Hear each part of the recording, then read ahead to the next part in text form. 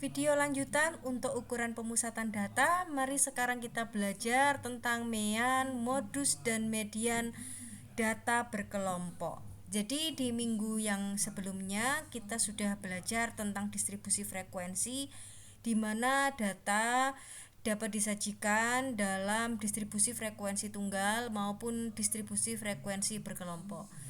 Nah, data berkelompok ini kemudian akan kita cari mean, modus, dan mediannya. Pada kesempatan ini kita mulai dari mean dulu, kita lanjutkan modus dan median.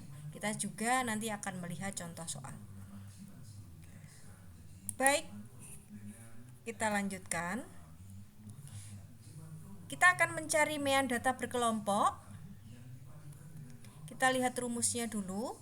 Apabila data sudah disajikan dalam distribusi frekuensi di mana X1 terjadi F1 kali, atau dengan kata lain data pertama atau kelas pertama itu frekuensinya adalah F1, kemudian kelas kedua atau data kedua itu memiliki frekuensi F2 kali, dan seterusnya sampai XK terjadi FK kali, maka rumus mean data tersebut adalah tetap sama ya dengan kemarin ya, yang di video sebelumnya. Jadi kita bisa cari dari sigma FI dikalikan XI, I-nya jalan mulai 1 sampai dengan K, atau berapa banyak kelasnya.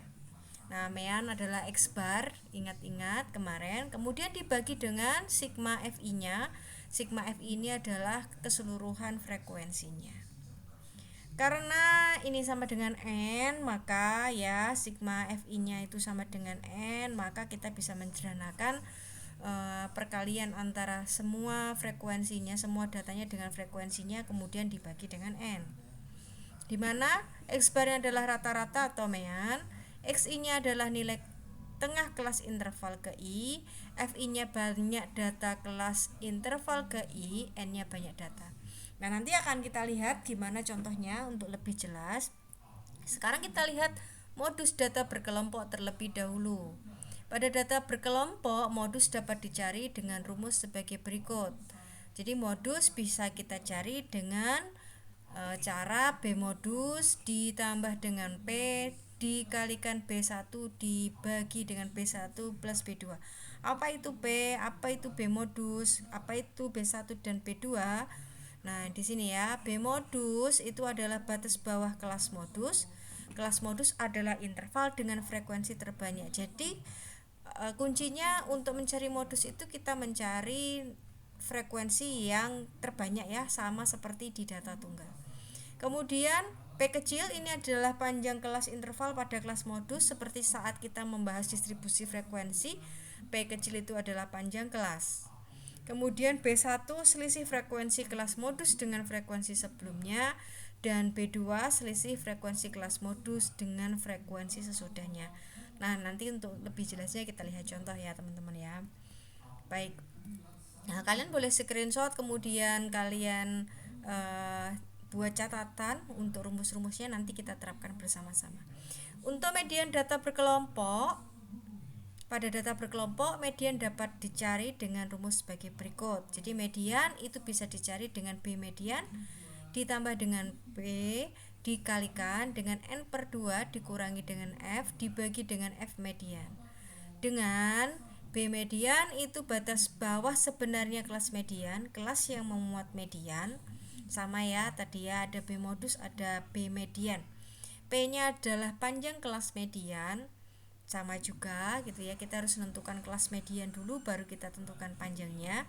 N-nya adalah banyak data, kemudian F adalah jumlah semua frekuensi kelas di atas kelas median, dan F median adalah frekuensi kelas median. Nah, ini juga boleh kalian screenshot untuk kemudian dibawa catatan sebelum ini. Sekarang kita akan lanjut ke contoh.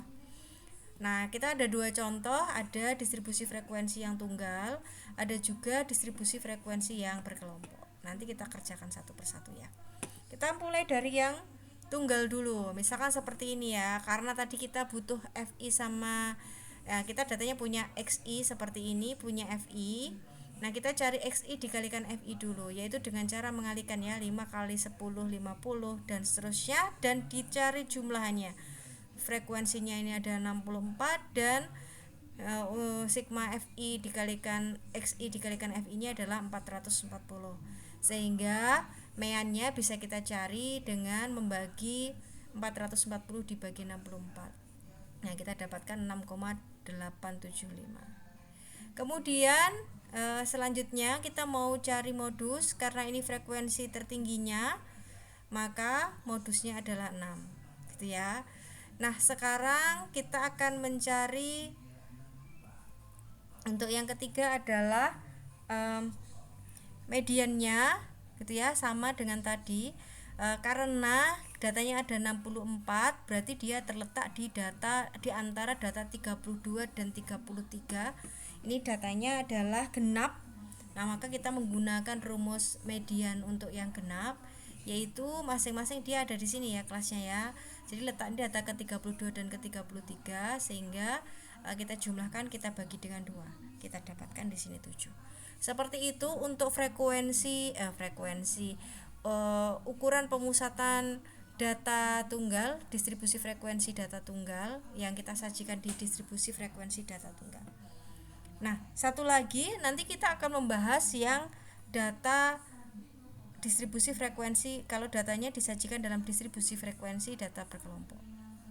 Ya. Yang nomor 2 tadi seperti ini. Nah, kita nggak bisa langsung mencari nilainya dengan mengalikan FI dikalikan XI, harus cari XI-nya dulu. XI di sini disebut sebagai nilai tengah. Jadi di antara rentang 60 sampai 62, 60, 61, 62. Nah, berarti yang di tengah-tengah 61 ya. Jadi ini seperti kayak mencari mediannya gitu ya. 63, 64, 65, berarti yang di tengahnya 64. Dan seterusnya. Nah, langkahnya kita kalikan FI dikalikan XI, ini nilai tengahnya. Kita kalikan, kita jumlah, kemudian kita bagi, sama seperti tadi ya. Nah, kita dapatkan X bar-nya adalah 67,45. Selanjutnya kita akan melihat modus. Lagi-lagi harus dilihat yang frekuensinya terbanyak, yaitu di sini berada di kelas ketiga. Saya lingkari ini ya, lingkari merah. Ini ada di kelas ketiga. Nah, maka di sini frekuensinya itu berada di kelas ketiga, modusnya terletak pada kelas ketiga karena frekuensinya terbanyak.